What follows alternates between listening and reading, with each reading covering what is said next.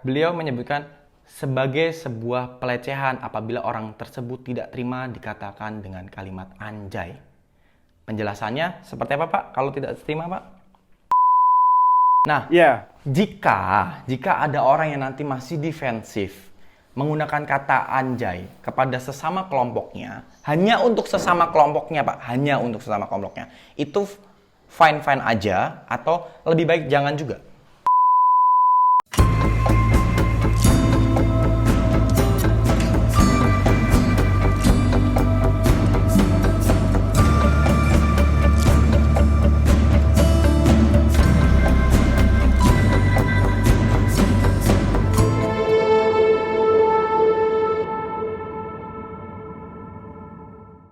Assalamualaikum warahmatullahi wabarakatuh. Baik lagi guys, di channel gua, Lutfi Agizal. Kali ini, di konten ini, gua akan membahas tentang edukasi. Lihat aja dulu. Nah, tema kali ini akan gua angkat adalah kalimat viral. Apa itu kalimat viral? Saat ini lagi beredar jargon, ucapan, bahasa gaul yang menurut kami menarik untuk dibahas. Anjay, anjir, BGST, yang artinya menurut kami adalah sebuah kata-kata yang kasar. Kami mempunyai dasar kenapa bilang kata-kata itu kasar. Dikutip dari sebuah fenomena berita pekanbaru.com. Anjay adalah sebuah ungkapan atau kata-kata yang diperhalus. Dari mana asal atau dari mana bermulanya kata anjay ini? Ya, anjay merupakan kata yang diplesetkan dari kata sebenarnya. Dasar kata anjay berasal dari kata, maaf ya, anjing. Mengingat kata anjing itu begitu kasar, makanya saya hadir di sini untuk menanyakan langsung kepada pakar-pakar dan narasumber yang berkompetensi di bidangnya. Saya sudah tersambung dengan narasumber kami yang berada di Semarang. Saya perkenalkan, Pak Tommy. Assalamualaikum. Waalaikumsalam, Mas Lutfi. Apa kabar Pak Tommy? Alhamdulillah, baik, kabar baik. Ya, Pak Tommy. Ini Pak Tommy, sebelum kita mengulas segala bentuk apa yang kita akan bahas, boleh Pak memperkenalkan diri dulu, Bapak ini siapa sih Pak? Ya, baik. Mas Lutfi dan para pendengar yang berbahagia, saya Dr. Tommy Yuniawan M.Hum, mengajar di Universitas Negeri Semarang di Fakultas Bahasa dan Seni di Prodi Bahasa dan Sastra Indonesia.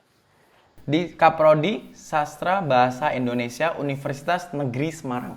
Ya, di jurusan Bahasa dan Sastra Indonesia. Di jurusan Sastra dan Bahasa Indonesia. Berarti secara tidak langsung Dr. Tommy Yuniawan ini merupakan narasumber yang berkompetensi di bidang tata bahasa. Bukan seperti itu, Pak? Ya, saya doktor di bidang ilmu pendidikan bahasa, Mas Lutfi. Ya, berarti saya tepat ya Pak ketika saya berkonsultasi tentang bahasa-bahasa Indonesia ke Bapak ya sebagai narasumber. Ya. Ya, oke. Nah, jadi gini Pak, berdasarkan fenomena yang ada saat ini, bahwa ada beberapa kata-kata itu yang lagi viral Pak, yaitu kalimat anjay. Anjay, ada anjir, ada anjur, ada BGST.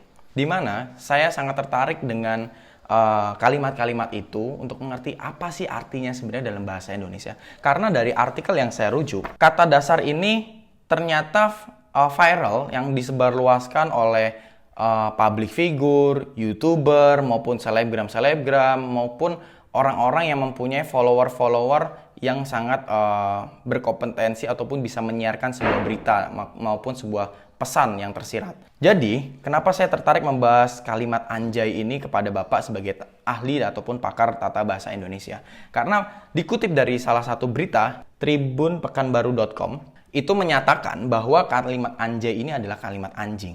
Nah, lalu sampai seorang public figure, seorang YouTuber, seorang selebgram, bahkan remaja-remaja kali ini mengikuti kalimat tersebut. Ini saya buat tanpa mensudutkan salah satu nama ataupun siapapun ya Pak. Saya menyebutkan ini karena kalimat ini muncul di publik. Seperti itu. Yang membuat miris, ada beberapa video Pak. Di mana video ini, itu ada anak kecil mengikuti kalimat anjay. Dia mengikuti seperti ini Pak. Memandangmu anjay. Anjay. Lagu Balonku Ada 5, bagi saya, mungkin bagi orang tua saya dan mungkin bagi Bapak, adalah lagu yang sangat legend. Setuju ya Pak ya? Karena kita di Setuju. pendidikan dasar maupun sampai SD, sampai TK maupun playgroup, kita diajarkan dengan lagu Balonku Ada 5. Betul ya, Pak? Betul. Nah, ini kalimatnya Betul, ya. diplesetkan, Pak. Diplesetkan seperti ini. Itu yang ngomong anak usia 5 tahun sampai 8 tahun, Pak. Sudah bisa mengikuti hal itu. Bahkan ada anak di atasnya umur 10 sampai 15 tahun mengikuti itu dan menjadi bahan tertawaan orang-orang dewasa ataupun orang-orang remaja di sekitarnya. Tentunya remaja-remaja ini akan mengikuti juga kalau anak kecil pun sudah mengikuti ya, Pak ya. Iya. Buat kami-kami yang sudah dewasa dan Bapak pasti akan menyikapinya dengan beda. Kalimat anjay ini meaningnya apa? Namun anak kecil ini meaningnya apa? Kan itu kan berbeda-beda, tidak mungkin bisa disamakan. Karena dalam kamus bahasa Indonesia KBBI, anjay itu tidak ada, Pak. Seperti itu. Nah, saya mohon penjelasannya, Pak. Bagaimana menurut Bapak dari seorang ahli tata bahasa menanggapi fenomena ini? Ya, baik. Terima kasih Mas Lutfi. Saya sudah membaca dan menyimak video yang terkait dengan fenomena yang tadi sudah disampaikan oleh Mas Lutfi ya. Yang pertama, memang fenomena bahasa ya, saya memberi istilah fenomena bahasa ini ada secara realistis, ada di masyarakat kita. Itu yang pertama. Lalu yang kedua, fenomena tersebut merupakan bentuk ekspresi bahasa, ya, bentuk ekspresi bahasa yang digunakan oleh manusia di dalam berinteraksi untuk memenuhi kebutuhannya dalam satu komunitasnya atau dalam segala aktivitasnya. Itu yang pertama. Nah, perlu diketahui bahwa manusia itu tidak homogen, maksud saya. Tidak satu, tetapi heterogen. Jadi sekelompok manusia atau masyarakat yang heterogen.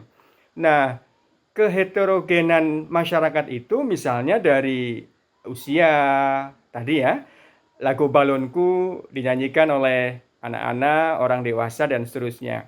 Kemudian dari segi pendidikan, kemudian dari segi etnis, ya, dari segi latar belakang, status sosialnya begitu.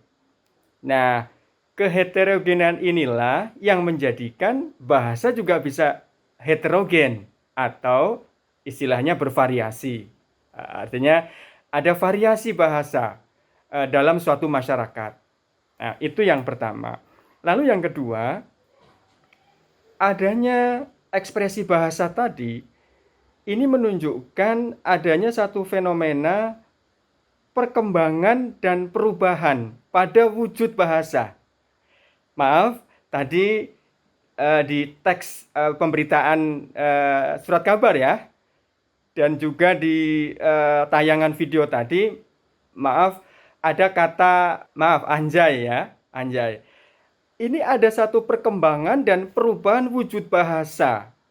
Secara gramatikal sebenarnya seharusnya itu adalah anjing begitu ya. Lalu oleh sekelompok komunitas ini diubah wujudnya menjadi anjay ya.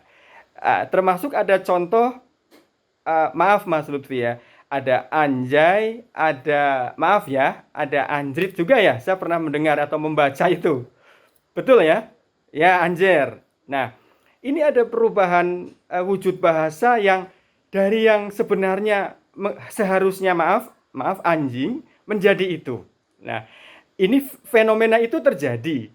Bahkan tidak sekadar leksikon atau kata itu. Misalnya ada kata santuy ya, ya, itu sebenarnya kan santai. Nah, ini menunjukkan adanya perubahan wujud bahasa. Itu dari segi bahasa. Nah, jadi fenomena yang tadi Mas Lutfi sampaikan baik dari artikel surat kabar, kemudian dari tayangan beberapa video ya, tuturan anjay, kemudian anjir, alay, bisa juga ya, ada kepo misalnya. Betul. Ada juga santuy. Oh, banyak Pak, banyak sekali Pak. Banyak Betul. ya. Ya. Ini waktu demi waktu kosakata atau kata-kata itu, atau dalam ilmu linguistik namanya leksikon, gitu ya. Ini akan terus bermunculan, maksud saya. Oke. Artinya tidak bisa, maaf, dihentikan secara tiba-tiba atau maaf dilarang. Ya. Tetapi akan terus bermunculan. Nah, akibatnya yang menggunakan atau yang menuturkan kata-kata itu tidak hanya komunitas itu saja, tapi masyarakat lain pun ikut menggunakan. Betul, sampai Contoh, anak kecil pun ikut Pak yang tidak dikenal. nah, Oke. betul. Akhirnya sampai anak kecil saja yang menyanyikan lagu apa Balonku tadi, ada Mas? 5. Balonku ada 5 itu lagu bagus ya. Betul. Lagu zaman saya, Mas Lutfi kecil juga. Lalu tiba-tiba mereka ikut mengatakan itu gitu. Ya. Nah, Berarti jadi- seperti ini Pak. Berarti secara tidak Ya. langsung anjay Ya. ini sudah pasti diplesetkan dari kata anjir atau anjing, maaf. Ya. Atau gimana Pak? Betul, betul. Jadi ada perubahan wujud bahasa yang dari yang sebenarnya. Oke Pak, Di kamus sebenarnya itu atau- apa Pak menurut Ya. Bapak? Kalau dari kata anjay itu sebenarnya apa sih? Kalau menurut Bapak dari pakar tata bahasa? Ya, dari segi wujud bahasa atau gramatikalnya itu sebenarnya atau menurut leksikon yang benar adalah maaf anjing begitu ya. Oke, berarti korek ya Ya. Pak. Kalau anjay itu leksikonnya adalah anjing. Dari kata anjing. Oke. Dari sana. Dari sana Ya. asal usulnya. Menurut Bapak ya, dari seorang Ya. pakar ya Pak ya. Ini kita Ya. referensinya dari kalimatnya tribunpekanbaru.com yang bilang juga anjay itu adalah maaf ya anjing. Nah, lalu seperti ini Ya. Pak, apakah ketika ada salah satu orang mendenial atau defensif, kalau kalimat itu bukan itu anjay, bagi kami Ya. adalah sebuah rasa kagum. Ketika melihat sesuatu, Ya. contoh, saya melihat, wih Pak, lukisannya Bapak bagus, itu orang normal. Kalau ada orang Ya. zaman sekarang milenial, anjay lukisannya bagus Pak. Menurut Ya. Bapak, dari segi tata Ya. bahasa Indonesia di bidang Bapak, apakah Ya. tepat mengagumkan sesuatu dengan bilang anjay? Oke, baik. Nah, di dalam penggunaan kosakata atau kata ataupun leksikon begitu ya dalam linguistik, termasuk kata maaf anjay tadi, itu tidak terlepas dari konteks makna atau dalam ilmu bahasa namanya semantik begitu. Jadi Oke, leksikon itu tidak mungkin lepas dari semantik. betul, Mas Lutfi. Oke, Ya. berarti tarik benangnya adalah leksikon itu berhubungan dengan semantik, di mana leksikonnya itu tadi anjing, semantiknya mau Ya. diartiin apapun ya tetap anjing. Ya, ada aspek makna yang menyertai setiap kata. Siap. Ada makna makna yang sesungguhnya. Ada makna yang itu kiasan begitu. Ada makna yang bersifat lugas maksud saya. Tetapi ada makna yang istilahnya kiasan gitu ya, Betul. atau tidak langsung. Nah, dalam konteks aspek makna ini terkait juga dengan aspek afektif maksud saya. Nilai rasa begitu. Ya, Nah, dalam konteks tertentu ya. ketika tadi Mas Lutfi katakan, wah, lukisan Anda bagus sekali. Maaf, tiba-tiba ditambah kata anjay. Ini konteksnya adalah konteks nilai rasanya sebenarnya berupa pujian, tetapi pilihan kata yang digunakan untuk memuji menggunakan kata Anjing. kata itu maksud saya. Menggunakan Ya. kata anjing. Gitu, Pak. Ya, jadi artinya ada pergeseran makna ya, ada pergeseran makna dan penggunaan kata itu, gitu. Maaf Mas Lutfi. Ya. Termasuk kata misalnya kita melihat ada seorang anak kecil dia sudah bisa mengendarai apa itu namanya? Misalnya sepeda motor ya. Ya. Ataupun maaf mengendarai misalnya mobil. Ya.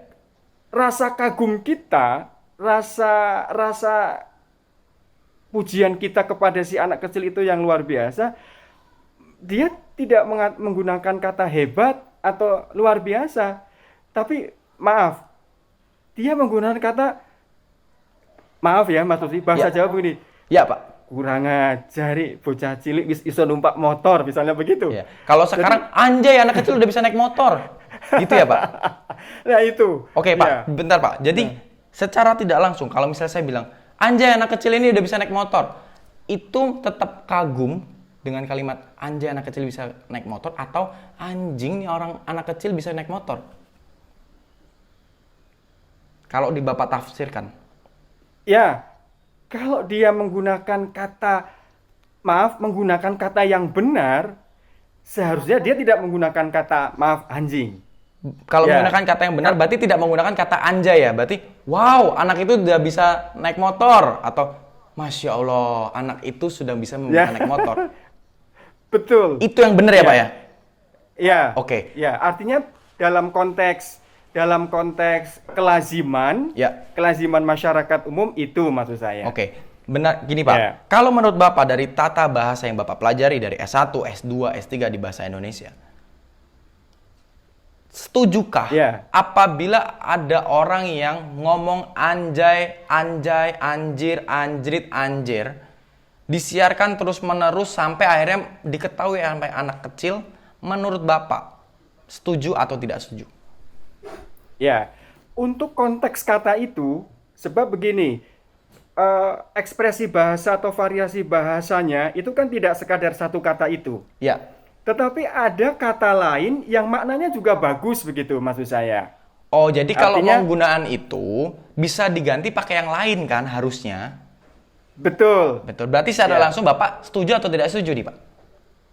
Ya, kalau saya sebagai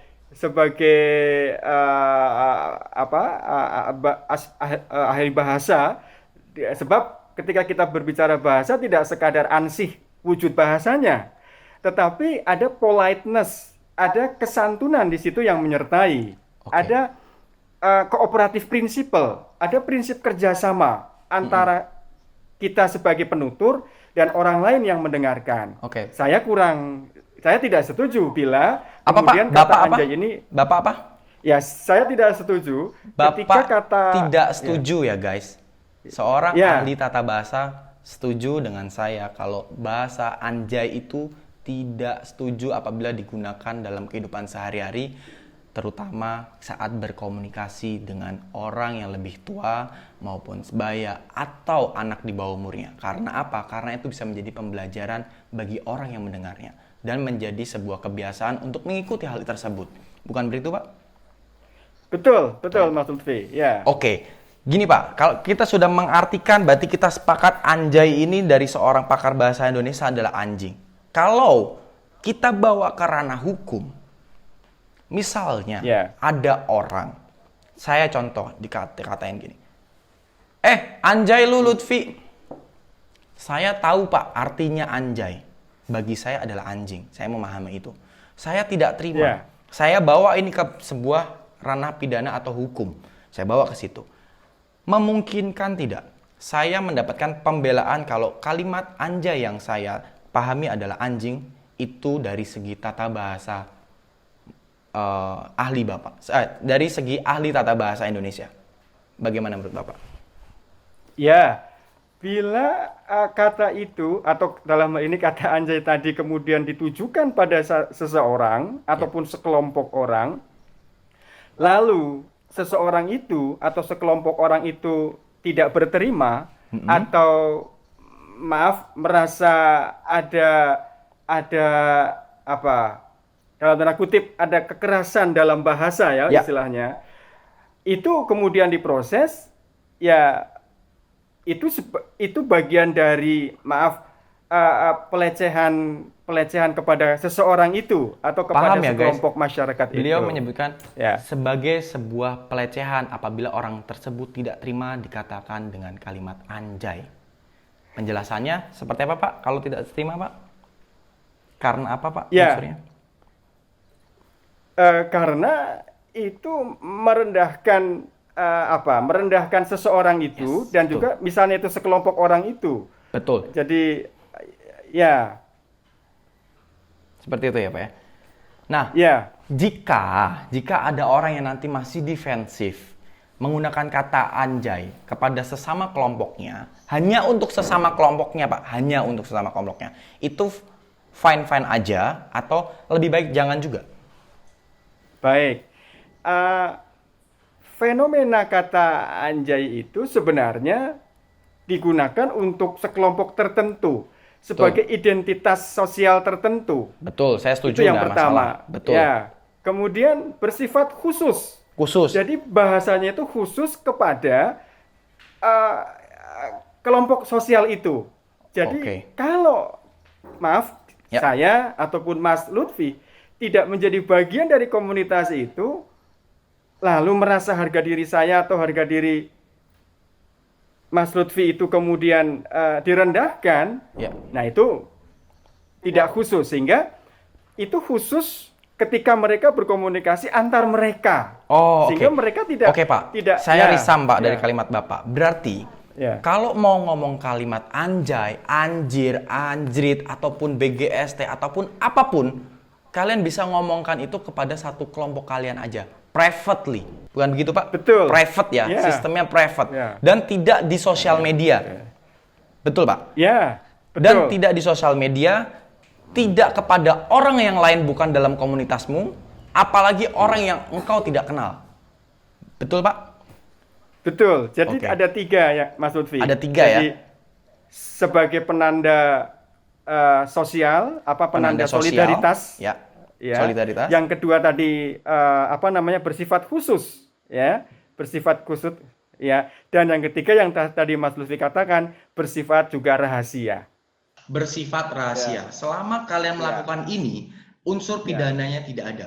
Tapi ketika kalian sudah menyebutkan itu di sosial media, di media apapun, bahkan bisa kalian siarkan di sebuah televisi ataupun channel YouTube kalian, Instagram kalian, Twitter kalian, apapun, itu sudah melanggar dari 3 aspek ini. Konotasinya adalah apabila orang mendengarkan yang di luar ini merasa tidak terima, kalian bisa dituntut.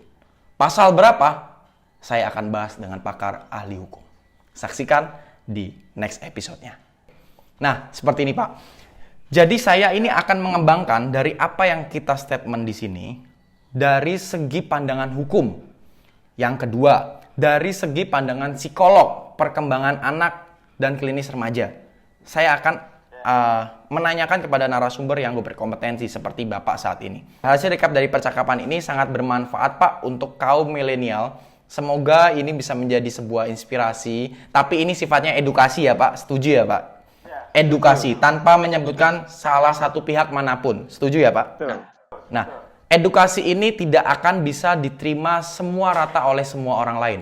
Belum tentu apa yang saya sampaikan ini kalian terima dengan baik. Ataupun kalian terima dengan sebuah hal yang baik.